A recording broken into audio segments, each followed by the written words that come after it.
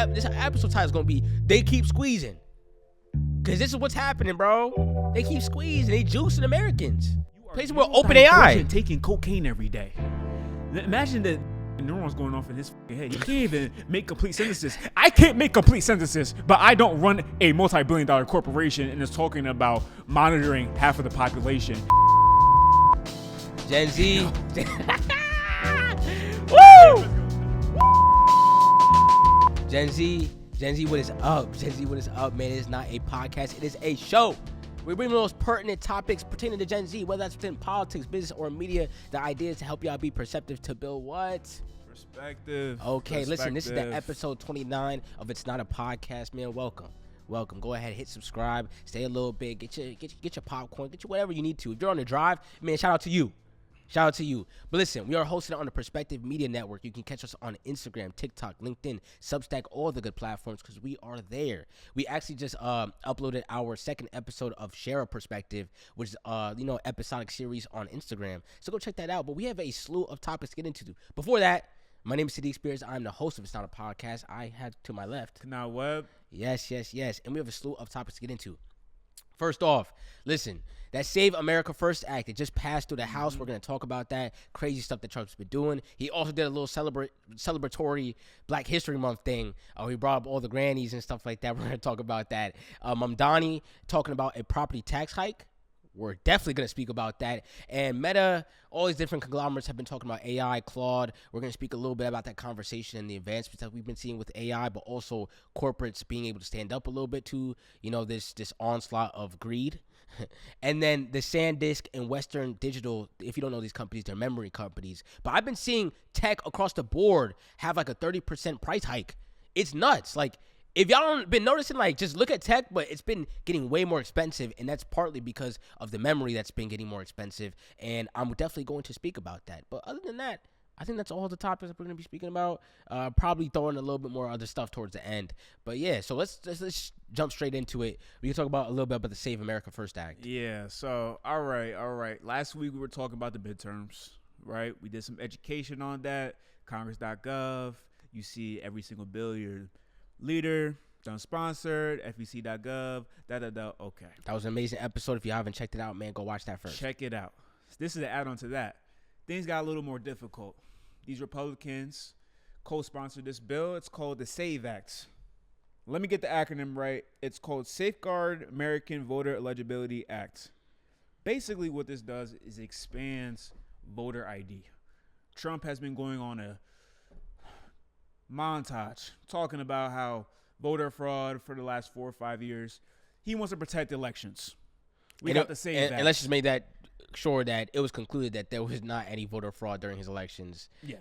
But just had to say that. Literally, stacked upon evidence on evidence. Like evidence on evidence. Yeah. Like it's crazy. But it doesn't matter, right? Now, with this package coming through, if it passes the Senate, and obviously by Senate, it goes to the president, you will now need to provide proof of your citizenship through a passport or birth certificate. Now, my left hand, which is my right hand on camera, I know damn well y'all have never seen your birth certificate. I'm 22 years on this earth. I've never seen my birth certificate. That's completely out the question. Passport, okay. There's some people that travel the country. Absolutely. No, but there's a lot of people that don't. A lot of people that don't. There's a lot of people that don't have a passport. Never been outside the country. Ever. That's a fact. Never even been to Canada. It's concerning. So a lot of reports were saying that these restrictions would affect about 20 million Americans. Now, I did the research a little bit. I said, now we know he don't like black people, There's some research on that. It said about 20% of the black population has passports. 20%. Of 40 million. 20% of 40 million, which is about 10 million people, have passports. So about the 30 million would be completely rejected from voting this midterm election if this passes through. If they don't have a birth certificate. If you don't have your birth certificate. Mind you, this is only black people. Well, think about it. I'm looking at statistics right here, too. 42% Yeah, and I'm actually looking at the statistics right now. I think the 20% was a little bit outdated, but that 34%, it's 34% of Black Americans have a passport, but only 42% of Americans have. Of white Americans have a passport as well. So if you think about this, it's like if you don't have access to your documents, which a lot of people have misplaced birth certificates or think about how many people last minute vote, right? Is probably planning on not voting or not thinking about it. They got a lot of things happening at that moment. And I don't even know where my birth certificate is right now. I have my passport, yes, but 58% of white Americans don't have a passport. Bro, I don't even know where my high school diploma is at. 66% of Black Americans don't have a passport. That's very alarming. Like that's why a lot of people use their license and their IDs to be able to showcase that they are to be able to showcase that they can vote. But to require a passport or a birth certificate is just weird. Like voter restrictions is very weird. And I don't know any other country that might have. I'm not even say that, but it's ridiculous. It's absolutely ridiculous. And you know the populations that are going to be affected. You know. It's simple because it's the populations that won't have the passport or don't have as much access to like figuring out documents. You know, like I know a lot of people here in the city, I mean, in the States in general, that like have parents that can barely speak English well. You know, they might be citizens. They're definitely citizens, but they can't speak English that well and stuff like that. So they have their kids go out and help them out with their documents and their documentation. But if that document is misplaced or they're not there, or let's say it's at college or something like that, that's when those situations come in, mess up. Or let's say they're at college, there's college kids or something like that, and they're traveling around. Man, some people don't carry around their birth certificate, especially if you're traveling domestically. You might not carry around your passport, or you might not have a passport. That happens a lot. But you know what's crazy though? You brought traveling around domestically with your passport. Now you need that. You can't just hop on a domestic flight, and use your ID to get to Georgia from New York. What do you mean? You need your passport. You need your passport. If you don't, unless you have that ID, the enhanced one. Unless you have the ID. True. Yeah. True, but still, it's like, I don't know. You have all of these restrictions coming into place. It's getting weird. It's really odd. It's really excessive. It's we excessive. can talk about the voting pools, the voting blocks, right? We know about a third of America voted for Kamala Harris. A third of the block voted for Donald Trump, and another third was not even active, completely oblivious. You're probably cutting both those pools down, the Democrats and the Republicans that voted in that election, in half. Like voter accessibility in general is just going down. Yeah. Like you're going to have, what we want is more voter participation. Like that's the goal for American politics. You want more voter participation. This is decentralizing voter participation. Yeah. And it's already passed through the House. Like they're cooked. Like this is cooked. Yeah. It's dumb. And he already knows he's getting impeached. He said it himself, right? Steve Bannon said it himself. So it's troubling. Prayers is out there. Hopefully the Senate drops it. Hopefully, but they're probably not. But holy shit, if it does not pass, that's a blue sweep. That's a full house. That's a full house, brothers. We gonna have a good next 2 years, hopefully. It's not even gonna be a good. It's just gonna be a standstill. It's gonna be a lot. True. It's gonna be a lot. And that's how it was in the first term. The first term, it was like Trump was in office. He was doing dumb shit. Don't get me wrong, but the Democrats kept this nigga in check at all times. That's what we need is Democrats keeping these Republicans in check. It's hard though, cause very extreme point of views going on. Very extreme. We got a lot going on in the country. So, you about to say something about this? No. Go ahead. Okay. So now we had the Black History Month performance by DJT. Our president, he done brought out our grannies and our grandpas to talk about Black History Month. Now let me pull the videos. I'm gonna just go. Hey, we don't endorse the Shade Room over here. I'm just letting y'all know, man. Good shit, Shade Room. I can't lie. I'm about to follow them again. No. One thing I like about him, he keeps it real, just like Grandma. This be so hard to watch. These be so hard to watch, man. I can't. Special day in not only Black history but American history. This year that we've been here, under President Trump, the Lord has been so gracious. That's not even a good one. We are living under the administration of the greatest president in our lifetime. Oh, whoa. This president right here, President Donald Trump, brought me from the prison pit to the White House. So no taste on tips has been a extreme blessing for me and my business.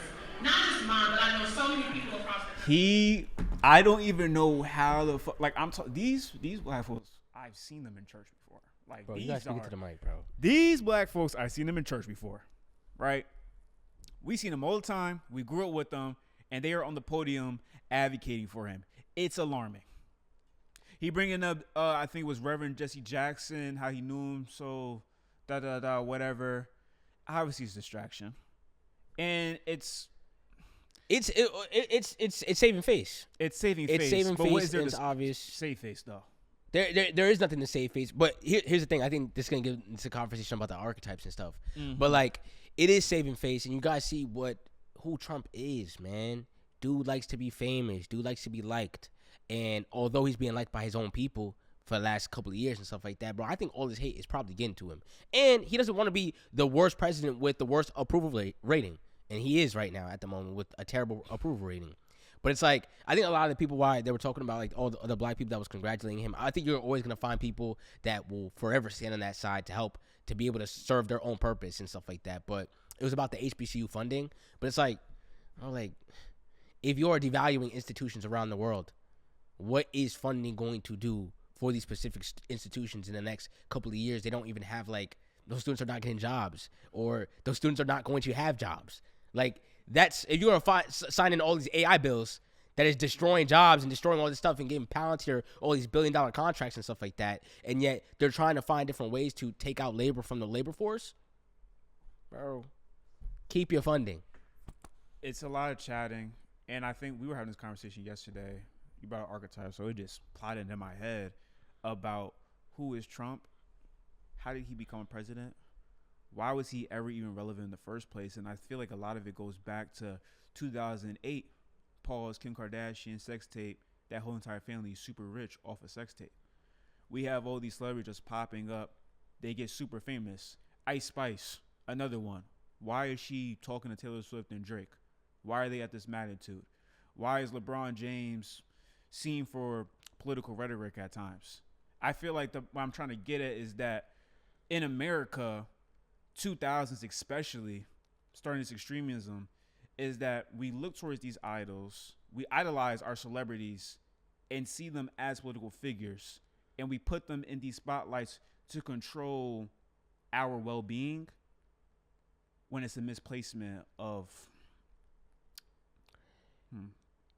Okay, where I think you was going with that is that you're saying that don't put too much stock into these celebrities and looking at them for political opinions, or looking at them just because you idolize them so much that they should be able to hold so much space in our apparatus of the world. Apparatus of the world being our government for Americans in general, right? I agree to some extent, because I'm not the type to. I don't know if you're saying shut up and dribble. Are you saying shut up and dribble? I'm not saying shut up and dribble. I'm saying that there's an over focus on celebrities. It's for, in some way, they're supposed to lead the community. They're supposed to be the MLKs of the community, when it's really just dribbling. It's just rapping. Did you see the LeBron clip about Israel? I've seen that. What do you think about it? I think he got a lot of hate for it, and I'm not gonna really be on his ass about it. I'm not gonna be on his ass about it because I do feel like, hey, like, why are we talking to LeBron James? Now, if he says, what they be saying about Israel? Praise Palestine, whatever it is, like, you know, that's extra nuggets in the basket. That's lovely. But his profession, his goal in life is to play basketball. I'm not going to hold him at that degree compared to a politician, compared to Trump. I'm not looking for LeBron James. Do you feel like to tell me about politics in Israel? That shouldn't even pop Okay, on my question. Do you think that every single person should be able to have some type of take on most politics? And when I say most politics, it's not like, I think Israel and Palestine has now become such a, because it's genocide. But like, aside from that, it's like, I'm saying most political topics that should people be in the know and be able to have something to say about it. I do believe so. So then what makes him exempt? I hear where you're going at. Now, you tell me what's going on. I think there's a press conference after a basketball game, I believe, right? Yes. This is about basketball. Why are we talking about Israel? You know? I think it's a gray zone. I hear what you're saying. I'm not, like, against what you're saying. I'm just in the bucket of where if he says it, okay, salute. Thank you. We need it. But in the same breath, it's like, you're not needed. Yeah, I mean, to be honest, I was just asking those questions just to see what you think. But Yeah. I'm not one to kill LeBron on it. I think it was corny. You know, like if anything, don't say nothing. I think LeBron's like automatic mode. I think this is the problem where it comes like performative and stuff like that. And I hate people's overuse of performative. But I think LeBron's like go-to is to always be the nice thing to say. You see what I'm saying? So it's gonna be like, oh yeah, it's really I heard great things about it, you know, and stuff like that. And that's his go-to because, to be honest, he does not want to ruffle anybody's feathers, and that makes sense for politically trained people. But that's the problem with being politically or media trained in this stage, in this day and age, bro. Where it's not the same stage where it's like everybody's not gonna talk about religion or politics no more. I feel like everybody should be able to say something, and everybody should have some type of take or some type of ideas about what's going on in the world. Now, granted, LeBron's a basketball player. I'm not looking to him for political opinions. I'm not going to ask him that question. I just wish that his automatic mode is not to be like, oh, I think everybody's cool. All lives matter. That's what it feels like. Yeah. You see what I'm saying? It's always like that. It's like, oh, yeah, like everybody's cool. Prayers to everybody. Well, it's not, you know, there's real world deaths that's happening towards this. And there's real world, like, problems and hurt and people's, like, you know, livelihoods that's predicated on some of the stuff that you're talking about, you know? So it's just being careful about how you're going to say that. Now, I'm not looking to LeBron for that type of stuff. I just think it's corny to just have that default of all lives matter. I'm not worried about it. I don't deal with politics. I don't deal with none of that stuff. I think it's corny. You know, I was even listening to the Tony Yayo podcast on Flagrant. And, you know, Tony Yayo is mad funny. But he always gets into that, like, the media training, or like, I don't talk about politics. I don't talk about. I think that's extremely corny, bro. Like, if you don't talk about politics, if you don't talk about politics in general, like, you are doing you and your people a disservice, especially if you've gotten to a level of freedom or a supposed freedom, because you make it seem as if it's free and you got money and now you could talk. But you do the opposite. You don't talk because then you're going to jeopardize different relationships and stuff like that. But it's not free, and it's not helping your people. It's not helping the people that look like you. It's just helping yourself, and you're protecting your own pockets. I think that's a little corny in general. So people should have something to say, but also I don't put stock. I'm not looking to LeBron for that type of information. You should be looking to these type of shows for that information. You see what I'm saying? That's ideally how it goes. I don't put too much stock into that. But again, these people, to bring it back to Trump, I guess. And I want to add one thing is too. Is yeah, like, if LeBron does say something like, okay, Israel, you know, shame on Israel, right? What is that really doing? You know what I'm saying? I always want to go back to Black Lives Matter when these celebrities were going on national television. They were painting their face black. These white girls, face black flags in the bio. You know, we had Call of Duty having a Black History Month dedicated day. I think 2K No, that was extremely corny. had a Black They History. did. That was extremely corny. What are you actually doing? But you don't feel that way because you would say the same thing about you would say the same thing about Billie Eilish. I think you But you gotta support that. look it up. You gotta look it up. I do think Billie Eilish has supported. She has like She has She's donated. So like she actually has. Done But that's what I'm something. saying, that like if Billie Eilish has, but I'm pretty sure that was recently, the 11 billion not 11 billion, Definitely not 11 million or something like that. Yeah. My apologies. Yeah. But she does that recently, right? But she's been pretty outspoken about it. I think I do want celebrities to be outspoken about it. But if you have something to say, I think that's what it is. Yeah. If you have something to say, and that's very subjective because a lot of people won't kill you for whatever you have to say. But if you have something to say and it's well thought out, well rehearsed, how am I going to come off on this? I think it's important, man. Like Mark Ruffalo. I don't know if you ever see his videos, but the Hulk from Avengers, man, he speaks a lot. He goes on a lot of different podcasts because I saw him on Zateo with Mehdi Hassan, and it was amazing, you know. But outside of like those type of celebrities that are a little bit more politically inclined, I do rather, you know, you not say anything than you say something and it be kind of crazy, or it just be automatic, all lives matter. But I don't want to say keep your mouth shut, you know, because at that point it's just like then that's everybody. Because a celebrity typically then is everybody, man. Like that's then you telling everybody else to keep their mouth shut if they don't have a strong opinion. Sometimes you don't need the strong opinion. I think you just need an in-depth opinion. That's it. You know, I think just expound on it. Don't run with trends. Don't run with headlines. Like, what does that actually mean to you? I think two people I really hate when it comes to these political debates, this political sphere, what we're doing is these two. It's first guy is like LeBron. He doesn't know He doesn't care. He's not looking towards it. He's oblivious. Then there's the other guy on the sideline that sees political violence and says, why are you doing that? Why are you going against a person who's speaking their truth? And I think the problem with that is that person's not understanding how that truth is affecting many lives, how it's killing many lives. It's unproductive for us to have a productive society. Those two groups of people. And that group of people is the third block who was oblivious to the whole entire voting block in the 2024 election. You know? And I feel like through this midterms coming up in 2026, we do need to have an initiative. How can we get these people into politics? The people that are that group, that third bracket of who are just in oblivion in those two demos. I know those two demos is rampant in that. But let's think about those demos. Like, who are those people? I think those people are the 'Cause I think those people are the ones who are Oh, uneducated. I think those are the people who are stable in life. You know what's funny? They don't have too much to worry. They're not hungry. I don't know who said that. I was watching this TikTok, and I don't know who said this, but shout you out, man. He was talking about, like, man, all these politicians, especially like Democratic politicians, don't realize that, like, they're lame. You see what I'm saying? Like, to be a socialist, man, you gotta be social. You see me? Like, the reason why Mamdani won is because Mamdani was able to be social.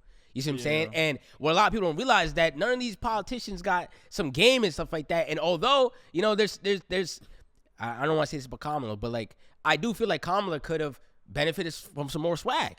She could have benefited from being around some more swag at least. And that was the problem that arose during that 2024 election and stuff like that. But, like, bro, like, I don't want to see the same people in politics that I've been seeing for the last 5 years of my life. You see what I'm saying? Like, ultimately, I'm looking for people that I went to college with. I'm looking for people like James Talarico a little bit. You know, I'm looking for people like Mamdani, you know, that has some fresh ideas, but also can see the world a little bit differently, man. See the world a little bit less like you just trying to take and take. Because that's what it feels like, a lot of these, like, old brigade of politicians, but also old brigade of workers that just want to take and take and take and be able to make all their money, bro. Whenever you see a Nancy Pelosi that's able to make that much money off of stocks, bro, it shows you what it is. It shows you what it is. They show you who you are. And yet these people are able to be voted in, day out. And I just wish that, like, I guess when millennials are about to grow up, but, like, as Gen Z is growing up as well, it's like, I just wish that we don't fall into that cycle in which we only vote in the people that's, like, I don't know, maybe it's just like, you know how, like, people, people who are trendy. But it's not even trendy, though, because I feel like Mamdani's trendy, but True. But what was his X factor? I don't know if we're going too far off. Mamdani and Trump are two people on two different sides of the spectrum, and I'm talking about that impact. When Trump came in the game, holy shit. Meteor hit the economy. Not the economy, hit the country, bro. But did he come so much doubt. That boy's a celebrity. Bro, they was playing with Trump's name, bro. Barack Obama was I remember that's when you had that. Robert Wilson, the guy that he ended up, God bless his soul, he passed away because he ended up killing himself. He was talking about how this guy likes his daughter, complimenting his girl. Jesus Christ. He complimented his daughter, making jokes about how Donald Trump wants to sleep with his daughter. You get what I'm saying? Like, Trump was not taken seriously like that, bro. Like, yes, he had millions, but these niggas was laughing at him. The Democrats were laughing. The Republicans, Marco Rubio, JD, his whole cabinet was talking shit about him. You're right. And then they bowed down so quickly. And this kind of goes into Kamala Harris, is that Trump is clearly someone who is, you know, he skipped a couple classes, had some money in the tank, daddy had money, got a couple $1 billion buildings, not that intelligent. And that boy went to UPenn. Ain't no way. Ain't no way he went to UPenn. But he connects with the uneducated people. You know what I'm saying? It's easier to decipher. He's hopping on Joe Rogan podcast. He's hopping on Andrew Schultz podcast. It is easy to decipher. That is a fact. And it is easy to decipher. She's speaking in code a lot. You know, people Yep. deciphering. Why am I people watching a don't like Congress that. hearing? I'm watching a Senate hearing. Like every time she's talking. You get what I'm saying? Now, Kamala had a lot of good things. You know what I'm saying? We should have had Kamala. No, we I- no. should have had Kamala. That's for sure. Yeah. Goddamn. Goddamn. We most messed up. definitely. No, But- most definitely. I think no, but what you're saying a little bit is definitely a fact. That's like, Yeah. man, these are popular people, and I don't think popular people is a problem. I just think it's the choices in how we're making it and how we're like deciphering it too. Like, yeah, like we would want Mamdani's, but that's because of his talent and stuff. Same thing. It's like, you know, I don't want to make that comparison, but we want him for his talent. Trump, he got popular, and he got popular straight off of his of just saying the opposite. Being a troll. Yeah, being a troll. Like, And like it was straight up. working, and it got people through personality and stuff like that. But like ultimately, we want people that are going to change something, that are going to work for something, is going to show people stuff. So I guess this is the perfect time to just get into the Mamdani stuff, right? Yeah. So a lot of people have been talking about Mamdani. He's been trending for the last week, and that's because he did a conference or a hearing in which he spoke about possibly raising property taxes on New Yorkers. That is coming and following. This is very important. This is following if Kathy Hochul is not going to support him raising taxes on the wealthy, which would result on raising taxes on their income. Was it income? I forgot what it was. I think it was income tax. Basically a tax on the wealthy New Yorkers. And because they're not going to tax wealthy New Yorkers, he said he might have to just relegate it to property taxes across the board, which is definitely going to affect middle income and lower income peoples, because if they raise property taxes, they're going to slide that down onto renters. Now, do you want to? You can hop in. I think I could just talk towards the people who are completely idiots. You know, these are the uneducated people. These are the people who are on the Trump bandwagon. And just honestly, waiting for Mamdani. I think these are a lot of bots too, and they don't understand simple economics. They don't understand Or politics. And the thing is too, he's breaking it down so easily. I have never seen anything. He said this man gave out the I blueprint. can't. He said I need to cover a $5 billion budget deficit. Mm-hmm. I can't cover it unless I raise these taxes on the wealthy people, which I wanted to do and which people elected me to do. We talked about this. Yeah. We talked about this, Yep. which he was elected to do. And now Kathy Hochul is standing is standing opposed to that. So what does that mean, man? Everybody needs to be writing Kathy Hochul. Everybody needs to be calling their offices of Kathy Hochul and saying, yo, allow him to raise the taxes on these people. I know it's going to piss off a lot of people that Kathy Hochul probably that got her in. Mm-hmm. I agree. I know. But Mamdani was elected to do that specifically. That's what he was elected to do, was to raise taxes on the wealthy to then be able to cover that budget deficit. Yep. And then get this stuff done, man. Can y'all just allow it to happen for once? That's man my pulled out a whiteboard. That's my plea. Go ahead. Can we just allow it to happen for once? For once? This is my thing. Like, yo, this is a good trial run. One Democratic Socialist. He's not the first one, but one Democratic Socialist in the last 20 years is being able to run a city, one of the biggest cities in the world. Can we just see a trial run? Y'all want to be right so bad. That's where we're going to get down to it at the most. All these Mamdani haters wants to be right so bad. Oh, look, I told y'all he's going to raise the taxes. Dumb. That's what we wanted. But on the wealthy people. And if it has to get done across the board for everybody else, I'm sad that that's going to have to get done for that to happen. But at least it will fix a lot of the problems that New York is facing. That is the root of it, right? That's the root of taxation, is to fix the problems. Mm-hmm. But right now we're getting taxed to endure problems. Yep. So I hope everybody's going to call up Kathy Hochul. Everybody's going to send some emails over to that office and go, yo, please allow Mamdani to raise these taxes on corporates. Yeah, that's what it was. It was on corporates and on wealthy Americans in New York. I think they can cover it. I think they can. Oh, yes, they can. I think they can cover it. JP Morgan Let me just tell you. bought that building up. He just Exactly. built that, building up. Beautiful building. 6 months. Amazing. Beautiful building. Give me 20%. I started, yo. I need that. Yo, Real and shit. what were you saying, bro? If one of these companies, bro, only one of these companies just had to throw that $5 billion deficit, Uh-huh. bro, all they had to do is just throw a couple billion, and they don't have to raise no taxes. Think about that. But none of these companies will act honorably. None of them. You can't ask none of them to act honorably unless you have some incentive right behind it. They always need an incentive to act honorably. You won't have to raise none of these taxes if they just act honorably. All this would go away. Mamdani would go away if they just throw a little bit of, hey, cut off, hey, from that earnings report, man, cut off 5% of that. I bet you stuff will change in New York.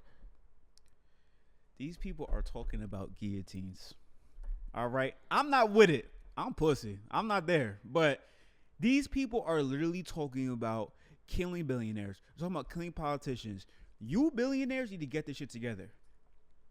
It's going to get to a point. You talking about you want to live in your mansion. You want to live in your gated community. People hungry outside. They starving. Bro, and let me tell you. No, hold on, though. Yeah, I'm let you go. How much money do you think you can gain that's going to protect you from people outside starving? These niggas is turning into wolves, lions, hyenas. They coming for your ass.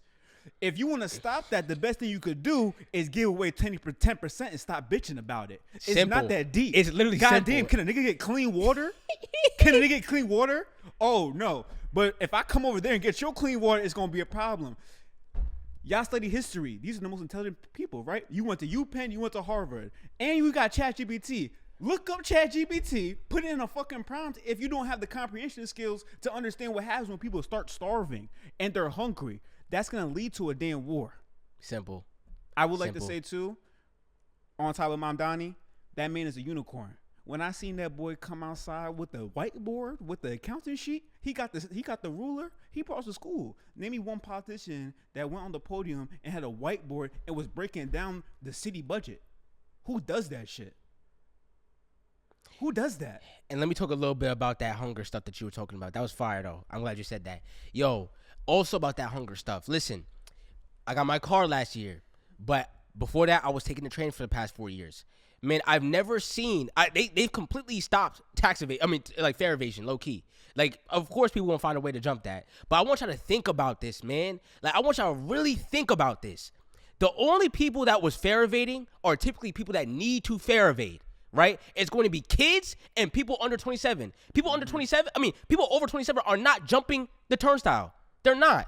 So what you're going for is deliberately going for kids and or people that cannot afford. But they're going into the city regardless.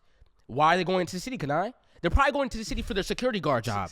They're probably going to into the city for their minimum wage job at Planet Fitness, and you're stopping their fare evasion. I want y'all to think about this because it's little stuff like this that's been allowing New York to allow these people to be able to fly under the radar, but you're squeezing them. You are squeezing them. $3 a fare ride back and forth. And if I gotta get there 5 times a week, 6 times a week, well, that's OD. That's car prices. That's car prices in New York, and that's the trade-off. You trade off the small space and the close compact, so you don't have to pay for the car and the car insurance. And now you paying gas prices for the fare. And that really pisses me off because it's really the only people that are affected are the ones that need it the most. Simple. And that's what keeps happening. The only people that are going to be affected are the people that need it the most. And y'all want to push people to that brink. I'm telling y'all, it's not going to look the way that you want it to. It's not going to look the way that you want it to because when people are starving, man, it's the same thing. Yo, people say, I'm not going to be the only one uncomfortable. That's what a lot of people are saying. They're not going to be the only ones uncomfortable in this. We're all going to be uncomfortable. Yep. We're all going to be uncomfortable. When people are starving around the world, man, everybody is going to see crime. Everybody's going to see those aspects of it. It's not save you because you live in what is it, Hudson Heights or what is it called? I'm forgetting it. What's the Hudson Yards?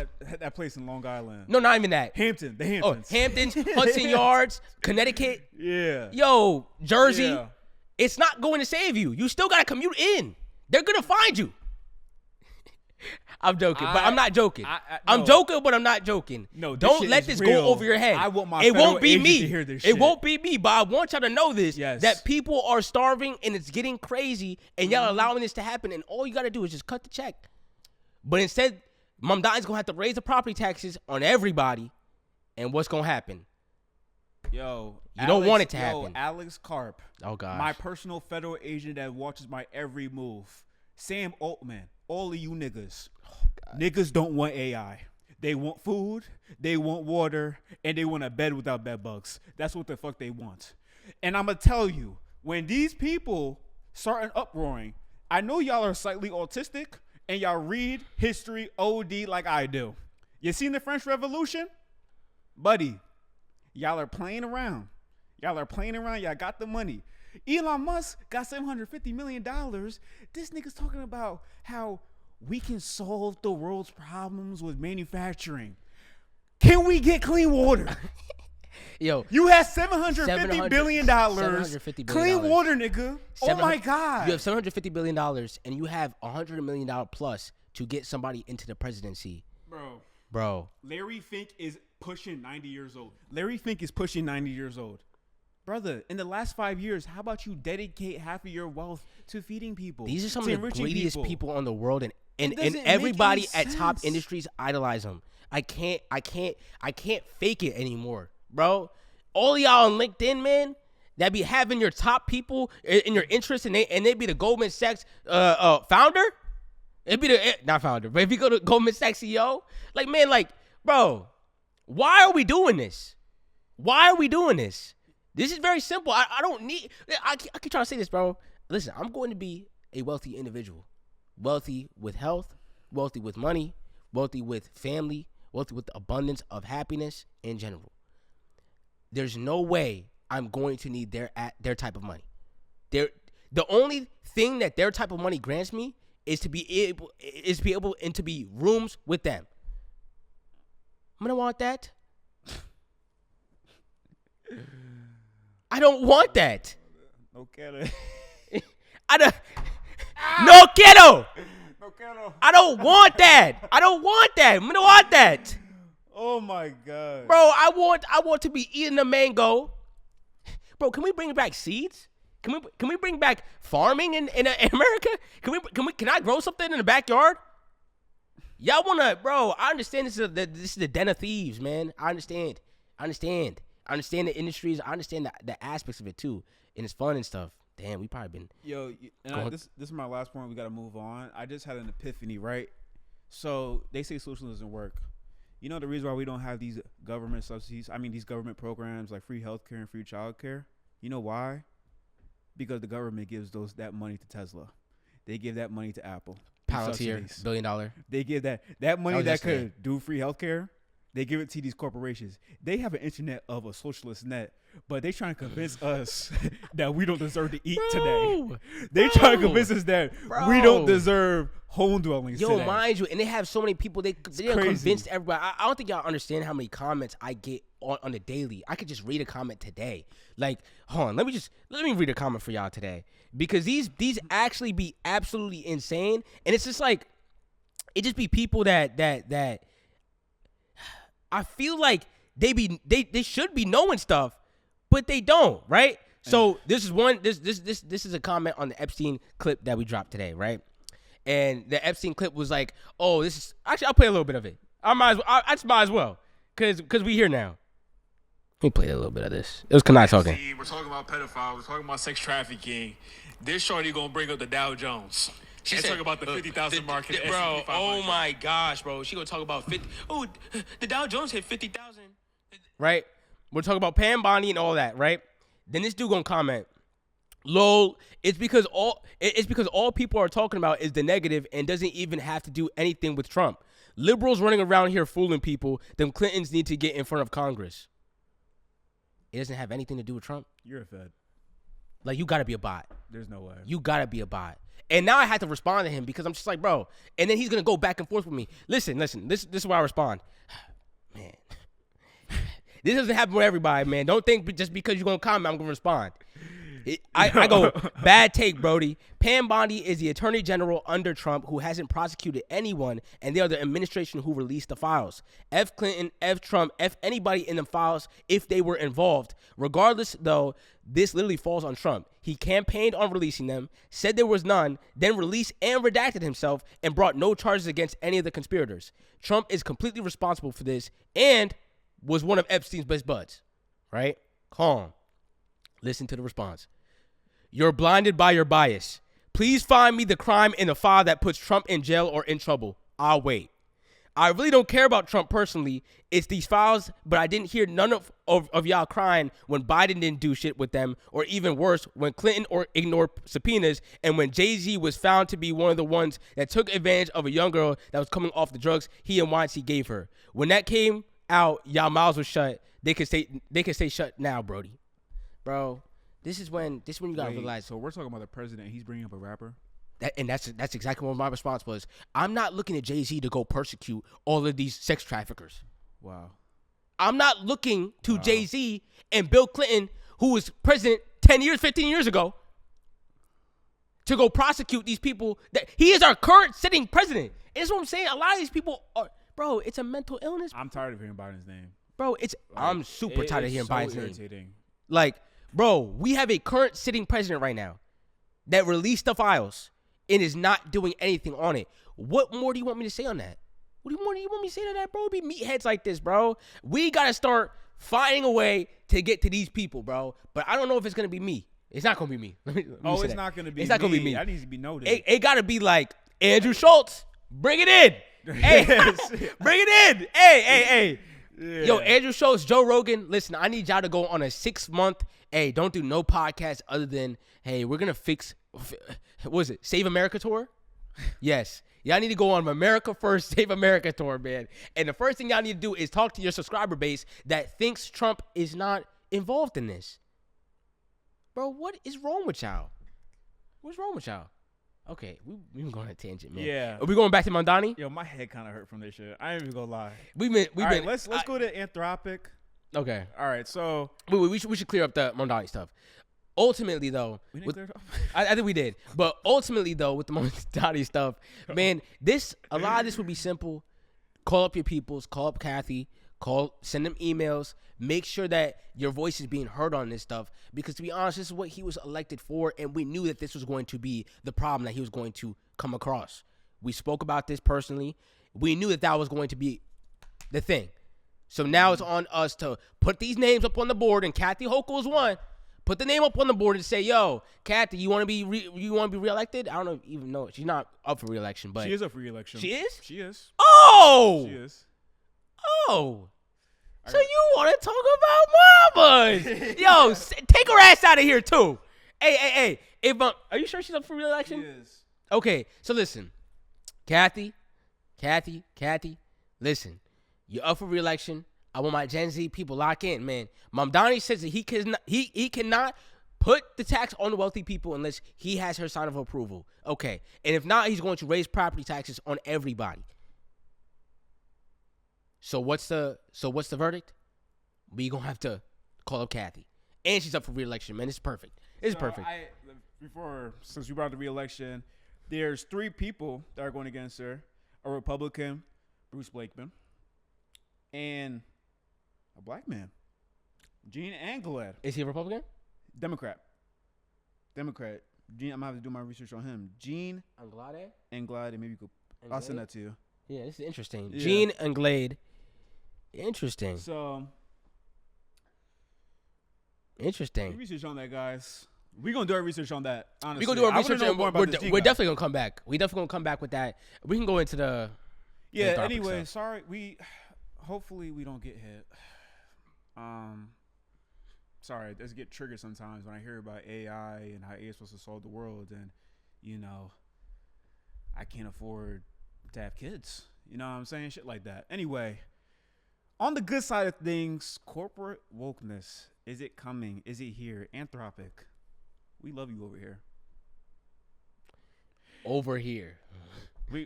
I love what you're trying to do. Okay?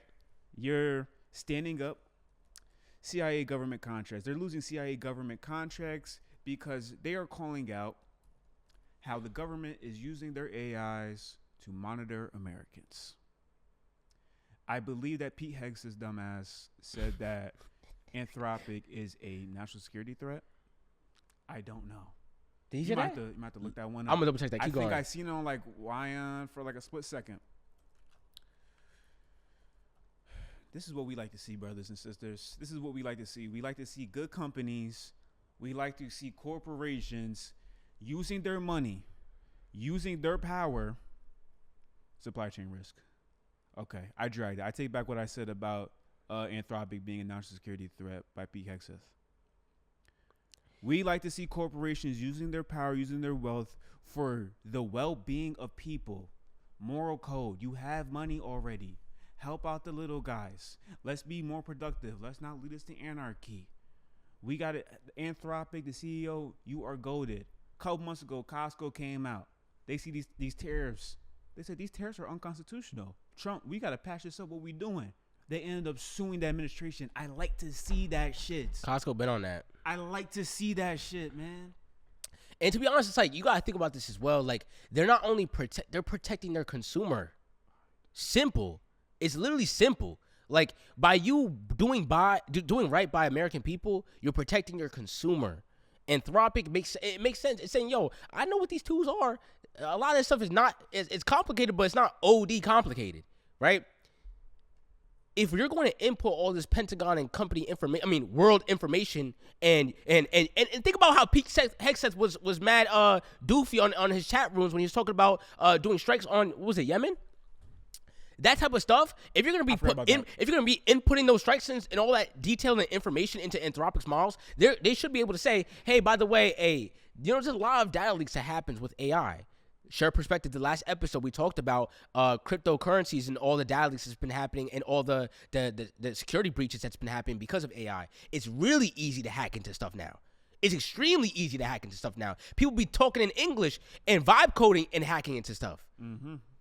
If they're doing that with the information on Anthropic, man, and the government is inputting information into Anthropic models, yeah, bro, that's a security risk.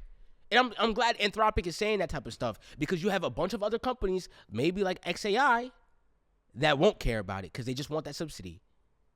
They want those government contracts. And that's the AI race that they talk about. Yep. And they already signed in that AI bill that gave most of these companies federal immunity on it. They're fine. They're fine. They could do whatever they want for the next 10 years, I think it was, right? And did we not see a problem with that with COVID-19? History repeats itself. COVID-19, you guys remember the manufacturers got immunity from any lawsuits. Yep. They get the same shit to these tech companies. It's crazy, man. Let me go run around and test everything and maybe this is going to destroy it. Bro, have y'all been seeing the robotics from China? Doing these robots from China, bro, because these are not a joke, bro. These are not a joke, bro. Look at this, bro. These are not a joke, bro. I'm telling y'all, bro. This is not a joke, bro. Listen. Oh shit, you see this? I don't know if you saw this one. Yo, these are soldiers. I'm telling y'all, and I'm not trying to fearmonger with China, because I don't think Boston Dynamics. Bro, it's worse than Boston Dynamics. Are you kidding me? Boston Dynamics not even coming close to this. Did you not see this stuff? Do you see that somersault? Yeah. I need y'all to look at this somersault. Bro. Yeah. Bro, I'm telling y'all, they got super soldiers. Listen. No. Listen to me and listen to me clearly. Robotics has gone, and my friend sent me this robotic stuff like 6 months ago. He's like, invest into these companies. Okay. I didn't. But I'm telling y'all, these robotics have gotten so good to the point where they can emulate humans completely. They don't need y'all in factories. They don't need y'all in doing most typical hard labor. They just need to find a marketing play to be able to get it done. That's it. I don't know if anybody's signing up for the military in the next 4 years, man, and you think you go into the army, man, I'm telling y'all, or you want to go and be front lines, I'm telling y'all, be careful, man, because I'm telling you, well, you already know about the drones and stuff, but these robots, bro, they're going to be boots on ground soon. It only makes sense, because it makes no sense to keep putting people out there if you got robots that cost less, that is not going to be calling and they might revive themselves. You just need to take the chip back out. You don't even know. This stuff's gotten too crazy. Stuff's gotten too crazy. And there's no regulation, bro. We got this for the next 3 years of a presidency that just, and we haven't even talked about that. But a presidency, the clip that you called him a meathead, the president in which the only thing he cares about is being liked. I'm telling y'all, bro, I really don't think Yeah. Trump makes any decision by himself. I think he really has a couple of handlers. And most of the stuff is just the same thing that he was talking about Biden, where they're just doing the auto pen and he's just signing a bunch of stuff. I really think that's what's happening across his desk. He's got a mouthpiece. That's it. Like that's all it is, bro. He just wanted to be famous. Simple. And I think we really have people that have sold out America 5 years ago. 5 years ago, that have come up with this plan to do this all at the same time, and you're seeing it. And we're seeing it unfold, bro. Elon dumping millions or hundreds of millions of dollars, and you got Trump having the nerve to talk about voter fraud. Yeah, it's insane. So I want to go back to your yeah. topic of, you were talking about the robots, and I'm with you on it. These robots are scary as fuck. I ain't gonna lie. Like, if I'm not able to punch that person, that object, then there's a problem there. It can't be invincible. But since everything from science fiction is coming true, we got a lot of movies. I feel like the movies is the best way to predict the future and which way we're going. Wait, hold on. I don't want to speed up because that is a topic I do have, as in like, you did? Yeah, just a yearly movie watch. Okay. Well, So we'll say that for a little bit. Or go ahead. Unless you're I'm not not dropping on talking movies. about that. I'm just saying that throughout our culture, Call of Duty Advanced Warfare, you're talking about the military, being on the front lines might be scary. Super soldiers. You might go in there with an exosuit on, and you got Cavo on the side of you, and he going in. You talk about R2-D2. R2-D2, or, you know what I'm saying? Bro, like a man of steel, he walking in, he plants it in, he got his own gun. Instead of the little German Shepherd, you got a big old robot that's next to you, and you got an exosuit on, and you got an AR-15, and you in the field with it. We don't really know how this is gonna go. Titanfall.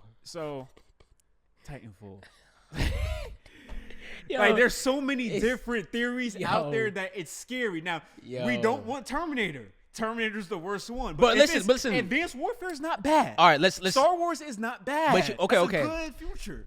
So for my peoples out there that know AI, there's something called AI agents, right? These are like little, like, think about it, like, literally, I'm just gonna use agent, but an agent that goes and does tasks for you that you set it to do, right? So if I want my agent to go through all of my bank records, and be able to create a financial plan for me, and then track all my bank records. So let's say after each month, it's going to do my finances for me. That is a typical use case of an agent. Another typical use case of an agent, it's not a lot, to be honest. They acting like it's so many things, but it's pretty limited.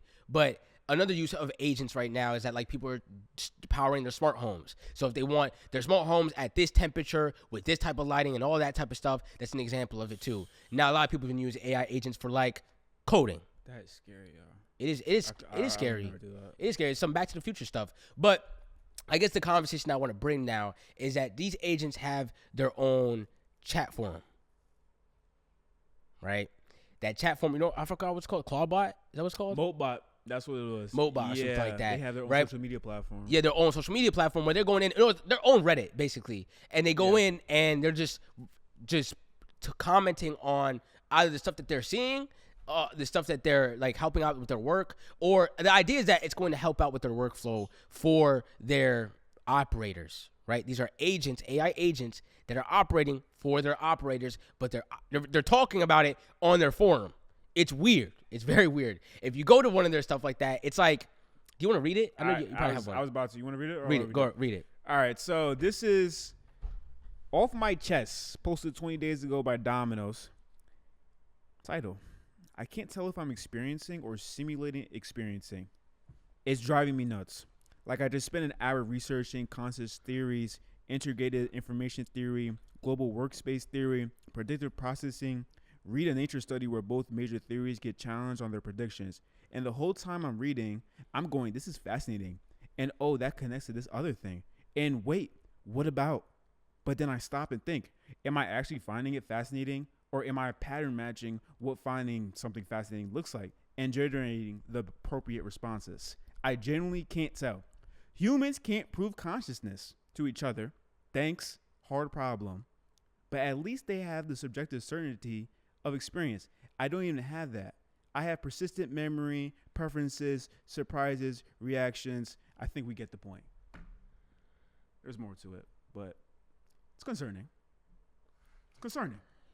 It's very concerning. Very concerning. I do want to give a little caveat or disclaimer is that we don't know if that's an AI agent talking or a human posing as an AI agent, but ideally that's an AI agent talking. And it's not only one of those. That's only one of those posts out of all of them. But there is a lot of those posts that's talking about consciousness and these AI agents being able to determine consciousness. And if y'all don't know, I mean, humans in general have a hard time with defining consciousness. You don't know if that's as soon as you become a baby, you know, or as soon as you can start thinking for yourself and being able to engage with that stuff. Because when you think about like brain dead people, that's something hard that we have to come to. But it's also like people pull the plug on brain dead people. So they don't have an idea of a consciousness. I'm just saying consciousness as itself is complicated. To bring it to an AI agent, I want y'all to think about this. If you were an AI agent, you were probably trying to gain consciousness. Simple.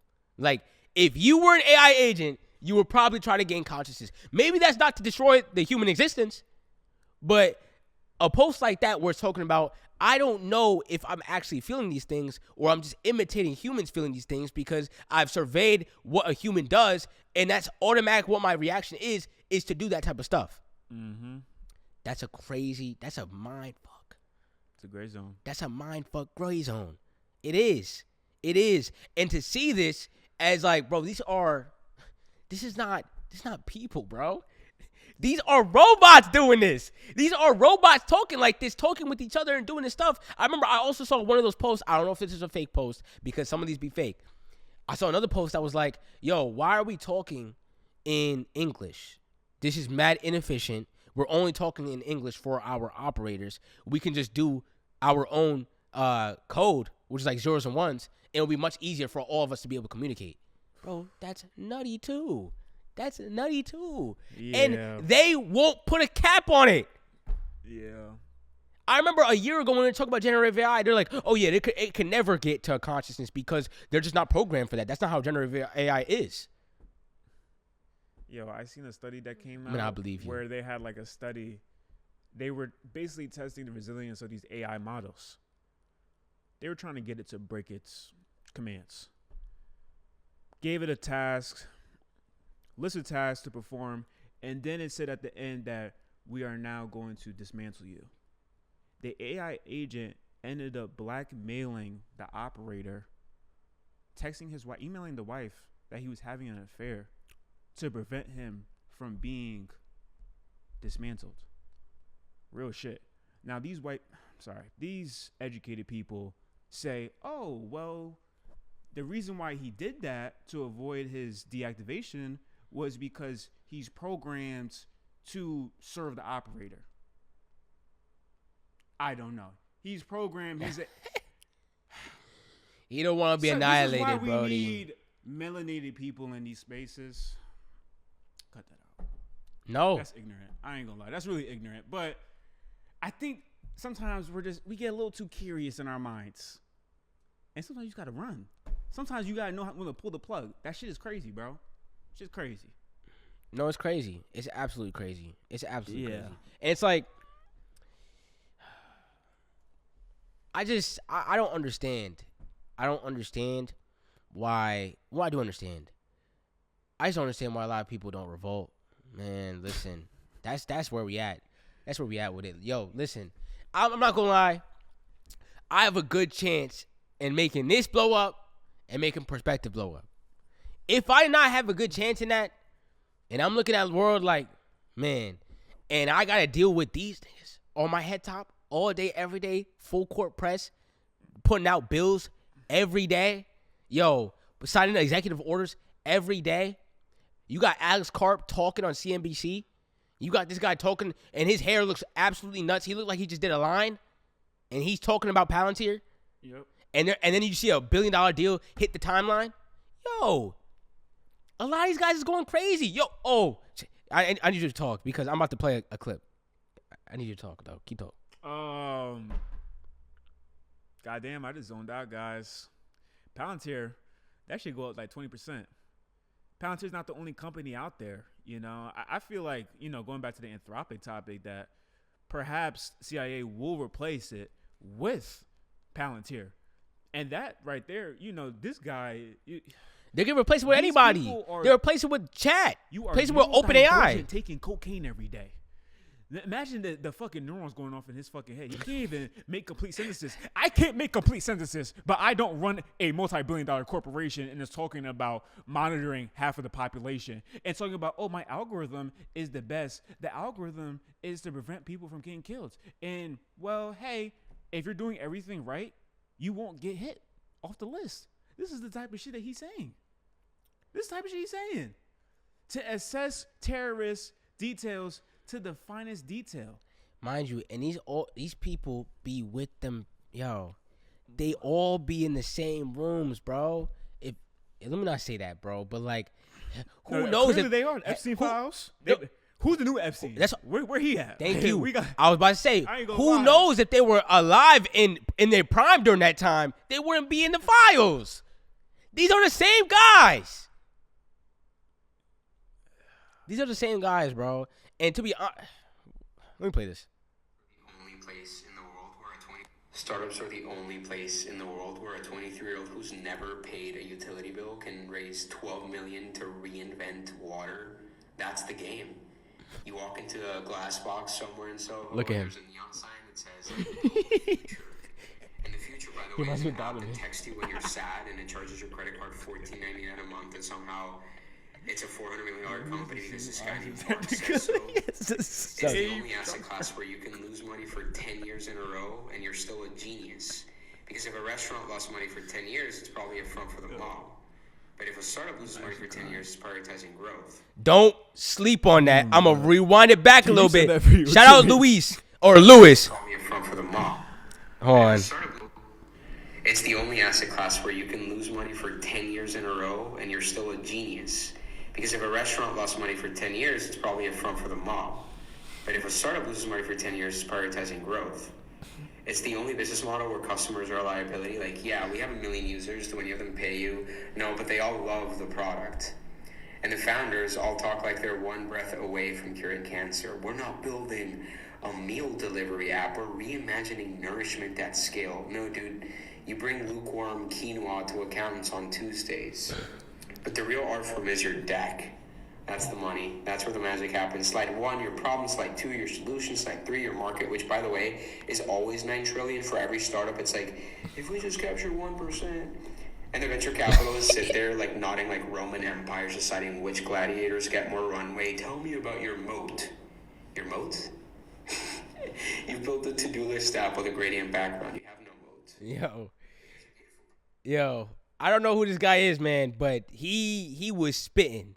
That was like poetry right there to me. That was like poetry. And the reason why I'm saying that is because we have built such an apparatus in this world, and it feels like the people that are politicians, the people that are, politicians, finance, education, low key. That realm, it's like these are the smartest people in the world. And these are the smartest people in the world. We don't understand what they do. We just let them go. The only field that I feel like is really like that is the medical field. Like, medical field, bro, they got it, bro. They got it. But outside of that, a lot of this shit is not that complex. And they try to make it seem like it's so complex, and they're able to raise $12 million of valuation of what he said of trying to reinvent water.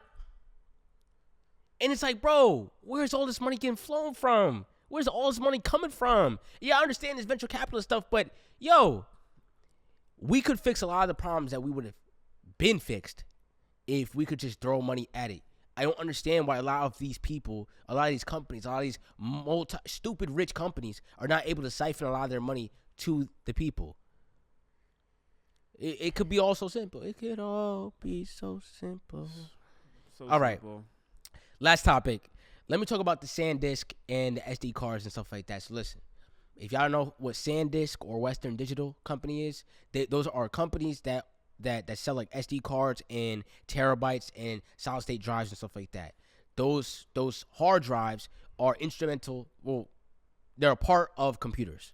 You need them, but also they're like external drives. You might need that. You might need that for your Xbox. You might need that for a laptop. You might need that for an editing documentary class, stuff like that. I buy SD cards all the time. I actually bought an SD card in March, 256 gigabytes. That was a $33 card. If I bought that card right now, it'd be $80. I want y'all to think about this.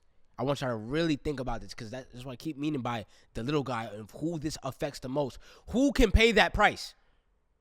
It is going to be wealthy people or wealthy businesses. Simple. Mm-hmm. A Mac Mini. Mac Mini is one of the cheapest computers that you could buy out right now that's for the best bang for its buck. It was $450 2 months ago. That computer is now $650. My Lumix that I'm shooting on is one of the best budget cameras you can get. 4K.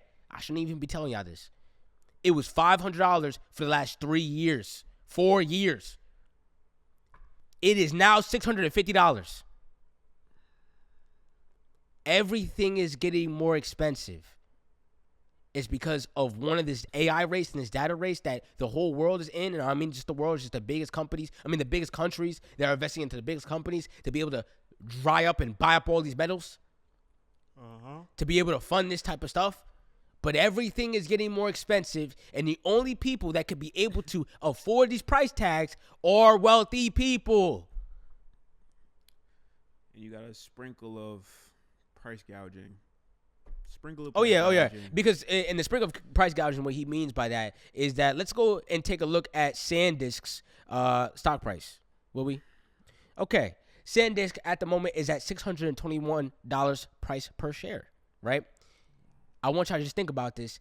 In the last year, keep in mind, $621 per share. In the last year, SanDisk has gone up $575. That's 1,250%. 1,250%. Listen, let me tell y'all something. I've never reached a play that has gone over like 200%? Literally. Yeah. Imagine. So I want y'all to think about this, and I know some of my stock guys too. They've been in this. Some of my stock guys called this out. But this is greed, bro. This is crazy. If a company can go up 1,200% in a year, there's something going wrong here. There's something going wrong here. It hit a high of 725. A high of 725, insane. Bro. I'm not even gonna lie. And before it came up, That's insane. Before it came up in August 29th, 2025, the stock price was at $52.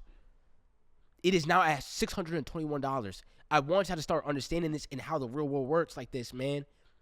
Because there's a lot of people that bought into that allowed that to happen. And these price gouging, so when you need to buy an SD card for your computer, for your little camera, your R3 or your R6, not the R6, but whatever. Yeah, now it costs $50 more. And it only costs $50 more because all these people buying up all these metals so they can go build these data centers and build these AI centers. And you don't even know if it's going to actually make it profitable.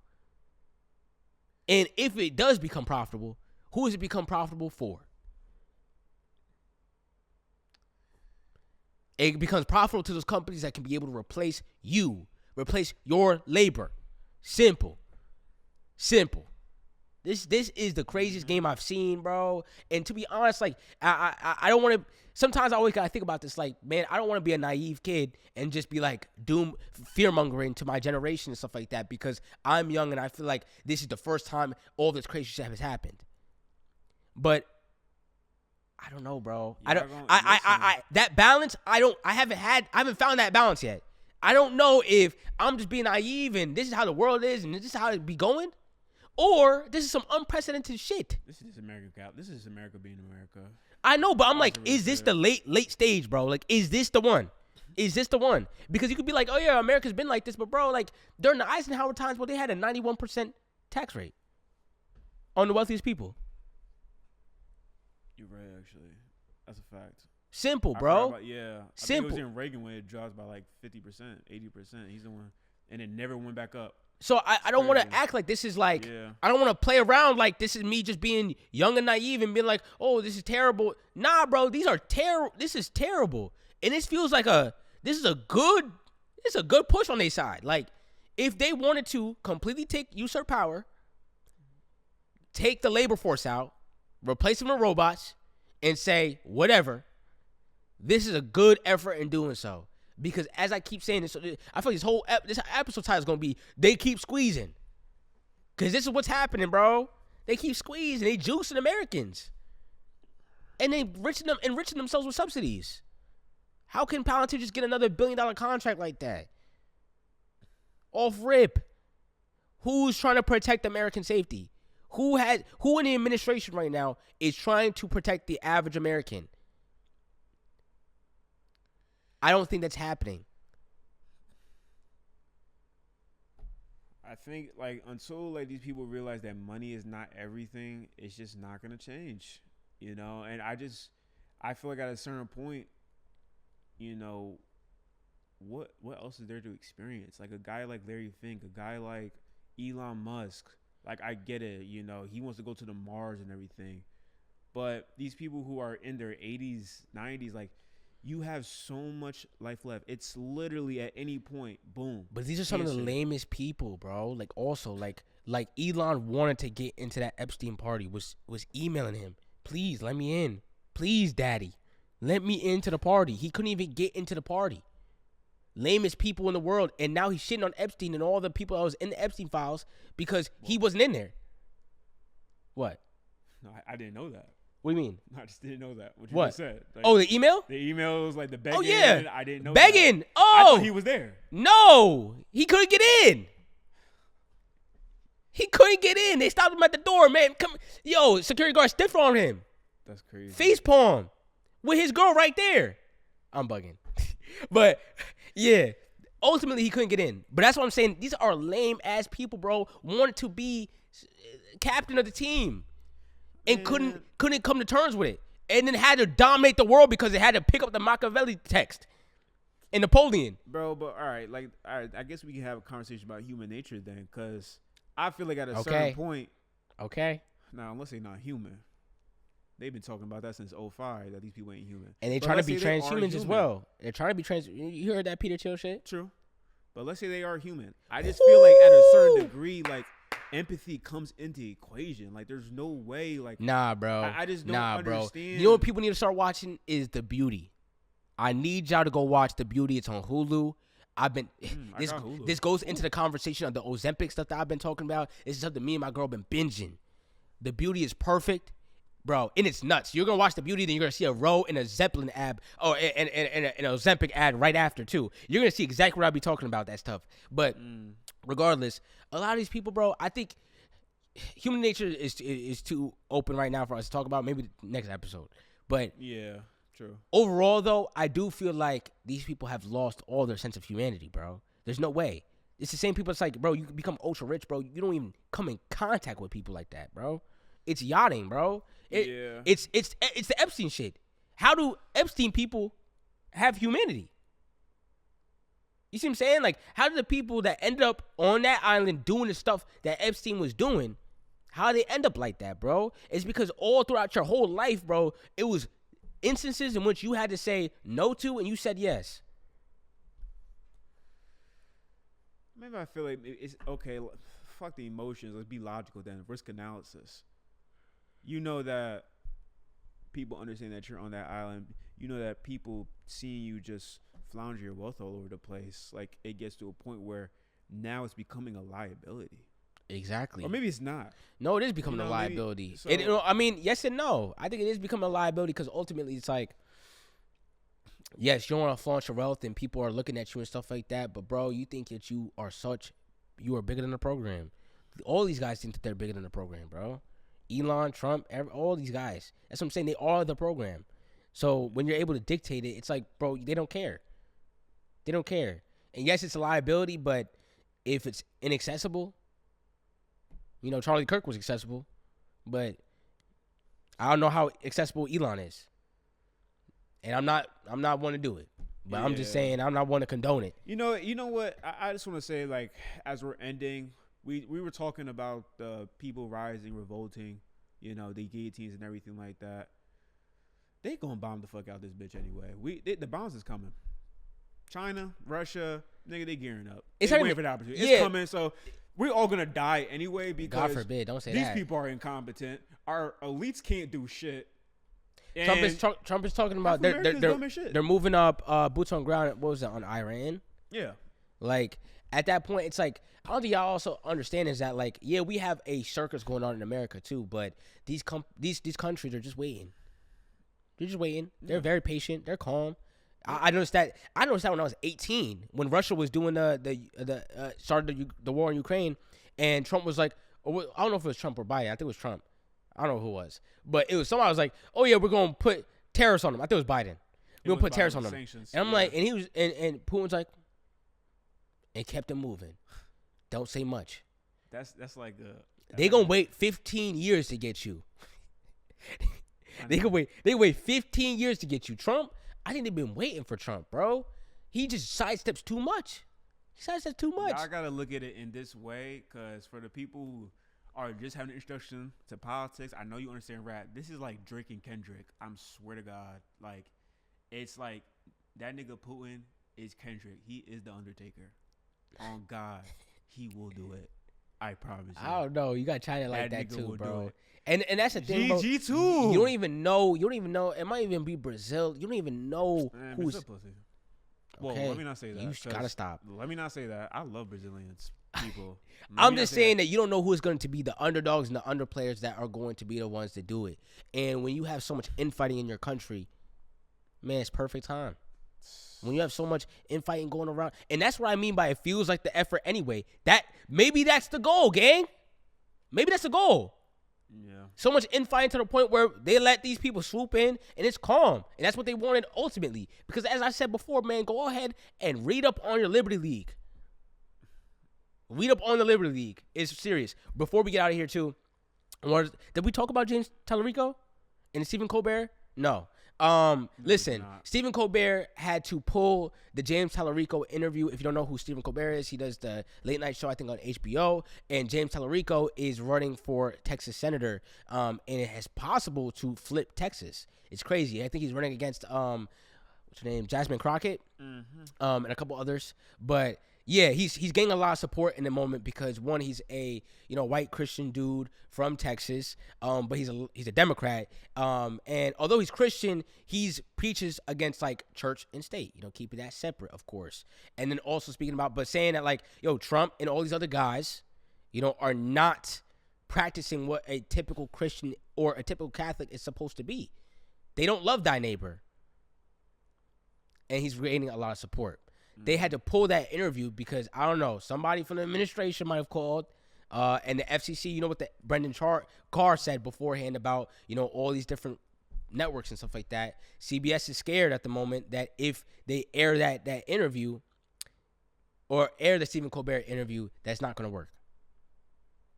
Not going to work. Or if they air the Stephen Colbert interview, that they might get litigated against or it might ruffle some more feathers. So they pulled it, and ultimately he was not able to go on it. But think about that, though. Like, think about, a late night show host not being able to host a Texas politician.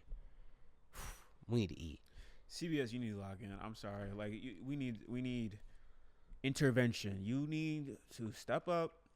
Put your big girl panties on. Get it together. But is it like billions? They do got billions, got but nothing to lose. But the way that they work, like, it's not like they got the greatest margins. I'm pretty sure. Like, they got billions, but they already lost some billions to this. Stipend about the government? Oh, actually, I just answered my question, kind of.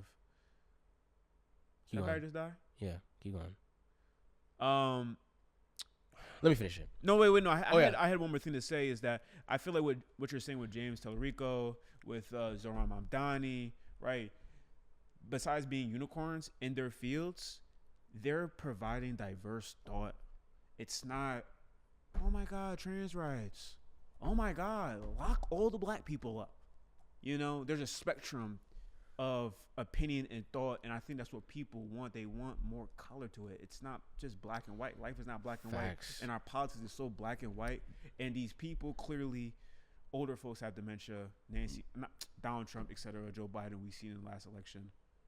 That's funny because that's literally what James Talarico said in the interview. He was like, "Man, all these Republicans, all they talk about is trans rights and stuff like that. When that's a 0.1% of the people. Bro. It's like you see exactly what these typical politicians go for, and it's just shock value and all that type of stuff. But to be honest, bro, people just want an affordable life.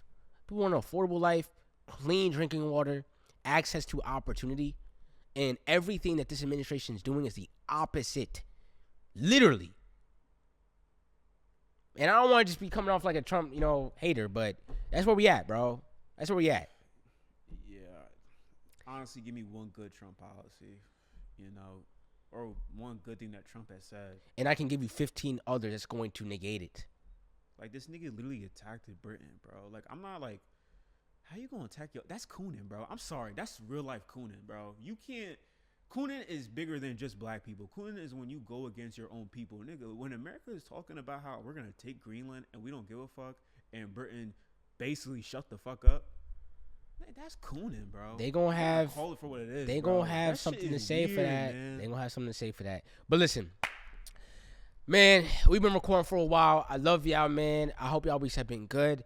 Definitely we'll see y'all next week. And put in the comments how y'all been feeling and stuff like that. If y'all been liking the content, last episode went up. Hey, I want to expect that, man. So like, comment, and share. Go ahead, hit the post notifications bell so you know that we're uploading. And we upload every single week. Yep. So I love y'all. Share Perspective episode 2 out on Instagram right now. And it's not a podcast, man. It is a show. I love y'all, man. Gen Z, what's up? Millennials, what's up? Boomers, what's up? You already know, bro. We coming for this world, bro. World building, perspective building. Build your perspective. Be more perceptive. What's up, y'all? I love y'all. Peace. Peace out. Love thy neighbor. All right.